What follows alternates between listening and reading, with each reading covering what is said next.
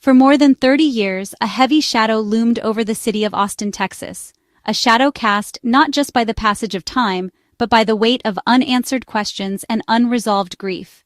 The city was haunted by the memory of the yogurt shop murders, a crime so shocking and senseless that it left an indelible mark on everyone who called Austin home. In the aftermath, the community gathered in vigils, holding candles against the darkness, searching for comfort and unity. Families of the victims clung to hope year after year as investigators chased leads that always seemed to fade away. But on September 26, 2025, everything changed. After decades of heartbreak and uncertainty, a long-awaited breakthrough finally arrived, sending shockwaves through the city and beyond. The Austin Police Department stood before the press and the public, announcing that they had finally identified the man responsible for one of America's most notorious unsolved crimes. The news reverberated through Austin, stirring emotions that had lain dormant for years. For many, this was more than just another headline. It was the closing of a painful chapter, a moment of long-overdue justice, and a chance for families to begin healing. Tears flowed freely as people embraced outside the courthouse, overwhelmed by a mix of relief and sorrow. The timing of the announcement was no coincidence. Public interest in the case had surged, fueled by a gripping HBO docuseries that brought the story back into the national spotlight. The series reignited conversations, inspiring new generations to care about the case and demand answers. The docuseries reminded us all that behind every cold case are real people, families who have lived with unimaginable pain, friends who never stopped searching for the truth, and a community forever changed by tragedy. Their stories, their memories, and their grief became part of the city's fabric. This breakthrough was not just a triumph of persistence, but also a testament to the evolution of forensic science. Advances in DNA technology and tireless work by investigators finally brought answers that once seemed impossible. The case became a symbol of hope for other families still waiting for justice. As the sun rose over Austin, it felt as if the city itself was breathing a sigh of relief. Even after decades, the truth can emerge from the shadows, bringing light to the darkest of nights. This is the story of how a 34-year-old mystery was finally solved. A story of heartbreak, resilience, and the relentless pursuit of justice that changed Austin forever. To truly grasp the depth of this tragedy, we must first understand the lives that were lost, the hopes, dreams, and laughter that vanished in a single night. Amy Ayers, just 13 years old, was a joyful child whose smile could light up any room. She loved animals, especially horses, and spent her days dreaming of becoming a veterinarian. Amy was known for her kindness, her curiosity, and her boundless energy, always eager to help others and make new friends. Her family remembers her as a gentle soul, full of promise, with her whole life ahead of her. Eliza Thomas, 17, was a responsible and compassionate high school senior. She balanced her studies with a part-time job, always striving to make her family proud. Eliza was excited for her future. She dreamed of college, new adventures, and making a difference in the world. Friends recall her as someone who listened without judgment and offered support to anyone in need.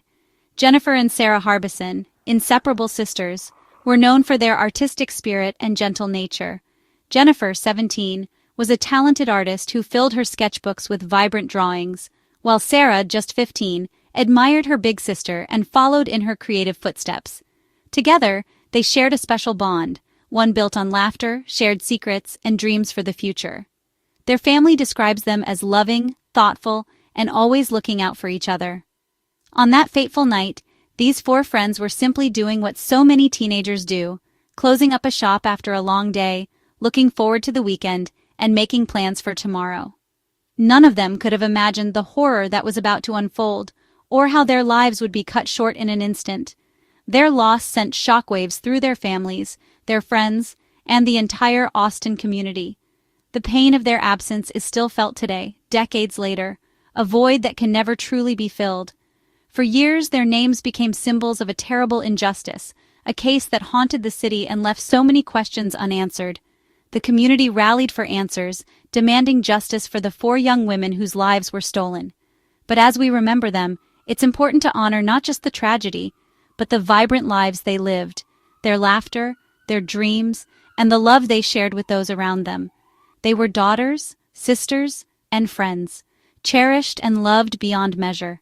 Their families hold on to precious memories, remembering the warmth and joy these girls brought into their lives. Though their futures were stolen, their memories endure, preserved in photographs, keepsakes, and the hearts of those who knew them best. Above all, they deserve to be remembered for the wonderful young women they were, full of hope, kindness, and light. Their legacy lives on in the love they left behind. December 6, 1991, began like any other night at the I Can't Believe It's yogurt shop. As closing time neared, Amy, Eliza, Jennifer, and Sarah were together, likely chatting and cleaning up. After the last customer left, the unimaginable happened. The girls were overpowered, bound, and herded into a back room. Each was shot in the head, a horrifying act of evil. The killer then set the shop on fire, trying to destroy evidence. Firefighters arrived to a scene of devastation and made the grim discovery. The city was shaken to its core. Innocence was lost overnight. The yogurt shop became a memorial of profound loss. The question haunted everyone: who could do this? The Austin police launched one of their largest investigations ever. The fire had destroyed crucial evidence, making the forensic work nearly impossible. Hundreds of tips poured in, and detectives chased every lead. Over 500 people were considered persons of interest, but the case was a maze of dead ends. The lack of a clear motive complicated everything. Was it robbery or something darker?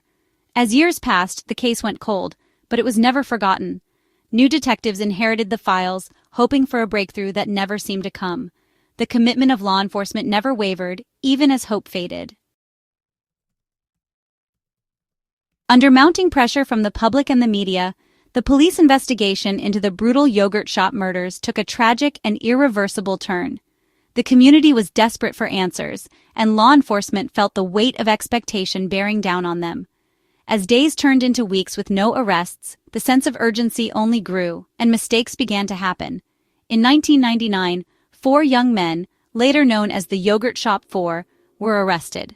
Their arrests were based almost entirely on confessions obtained after hours of relentless and high-pressure interrogations. The police believed they had finally cracked the case, but the confessions were riddled with inconsistencies and contradictions. 2 of the men, Robert Springsteen and Michael Scott, eventually confessed to the crime. However, both later recanted, insisting that their confessions had been coerced through intimidation, exhaustion, and psychological manipulation. They described being subjected to hours of questioning without breaks, and said they were told what to say. Despite the confessions, there was little to no physical evidence actually linking any of the 4 men to the crime scene. Forensic tests failed to connect them to the murders, and much of the evidence was circumstantial or speculative at best. Nevertheless, the case moved forward. Springsteen was sentenced to death, and Scott received a life sentence. The other 2 men, Forrest Wellborn and Maurice Pierce, never went to trial, but their lives were forever changed by the accusations. The convictions were controversial, and many in the legal community expressed doubts about the integrity of the process. For a time, it seemed as though the case was closed and justice had been served. But not everyone was convinced. Advocates, family members, and legal experts continued to fight, convinced that a grave miscarriage of justice had occurred. They raised questions about the reliability of the confessions and the lack of physical evidence. The turning point came years later with remarkable advances in DNA technology. New forensic methods allowed investigators to re-examine evidence from the crime scene with far greater accuracy and sensitivity than ever before. The new DNA tests revealed a shocking truth. None of the accused men's DNA was found at the scene. Instead, the only DNA present belonged to an unknown male, someone who had never been identified or questioned. This groundbreaking evidence completely shattered the prosecution's case and cast serious doubt on the original investigation. The confessions, already suspect, now seemed even more unreliable in light of the scientific findings. In 2009, after nearly a decade behind bars, the convictions were overturned.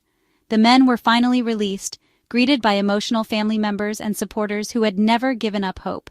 Their release was a bittersweet victory, as years of their lives had been lost to a system that had failed them. But even as the men walked free, one haunting fact remained. The real killer was still out there, and justice for the victims had yet to be served. With the case back at square one, investigators had one crucial clue: the DNA of an unknown male. For years, the profile matched no one in criminal databases.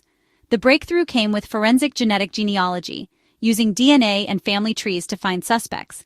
Investigators uploaded the DNA to public databases, building a family tree that led to Robert Eugene Brashers. Brashers had never been a suspect. He died by suicide in 1999. Luckily, a DNA sample from his autopsy was preserved. When compared, it was a perfect match to the crime scene. After 34 years, the ghost in the machine had a name. The announcement confirmed Robert Eugene Brashers was the killer. It was a moment of vindication and somber closure for the families. With Brashers identified, a chilling portrait emerged. He was a violent predator with a criminal history across multiple states. In 1985, he was convicted of attempted murder, but released after just 3 years. He was free 2 years before the yogurt shop murders. DNA now links him to other unsolved violent crimes, including murder and rape. Brashers' life ended in a 1999 police standoff, where he took his family hostage before dying by suicide. He escaped earthly justice, but not the reach of science. His unmasking brought answers to families in Austin and beyond. The Austin Police Department's statement said it all. Our team never gave up. For detectives, this was more than a job. It was a promise to 4 families and a city. Generations of officers passed down the case, refusing to let it gather dust. Their persistence and the evolution of science finally brought the truth to light. A press conference was scheduled to share the details and thank those who never stopped fighting. The case remains open as police investigate possible accomplices. Against all odds, a promise was kept. The resolution of the yogurt shop murders is a story of truth, not vengeance. For the families, it doesn't erase decades of pain, but it brings long-awaited answers. Science turned a silent DNA sample into the key that unlocked the case. The evolution of forensic genealogy offers hope for other cold cases. This story proves that no case is hopeless if evidence is preserved and technology advances. The wrongful convictions remind us justice must be pursued carefully. Ultimately, this is a story of resilience, persistence, and hope. A community demanded answers and after decades found them. Science and dedication triumphed over evil. The 4 bright lights lost that night will never be forgotten, and now, at last, they can rest in peace.